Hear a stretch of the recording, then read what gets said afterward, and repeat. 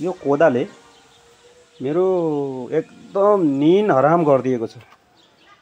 कहिले ओल्ला कुना, कहिले पल्ला कुना, कहिले आँगना, कहिले यता बाटातिर।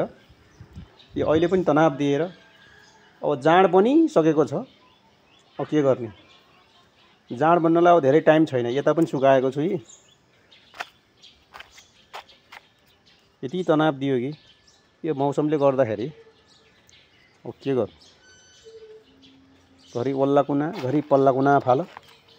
यसो गरेर पनि छैन, उसो गरेर पनि छैन, सुख छैन। बरु यसो गर्नुपर्छ कि सबै कोदालाई बालैसित पकाएर जाँड पार्नुपर्छ जस्तो छ।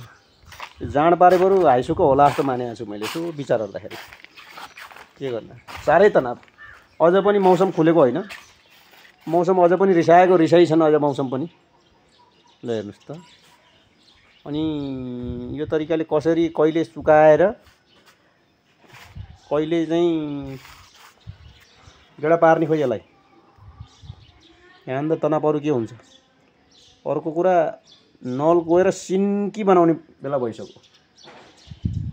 अब आज पनि यसो एक दुई सर्का हानिदियो भने त सिधा सिन्कियो।